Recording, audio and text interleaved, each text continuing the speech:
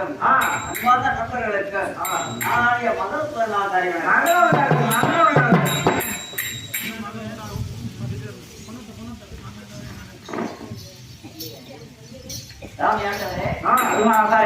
என்னை அழைத்த விவரம் சாமியாண்டவரே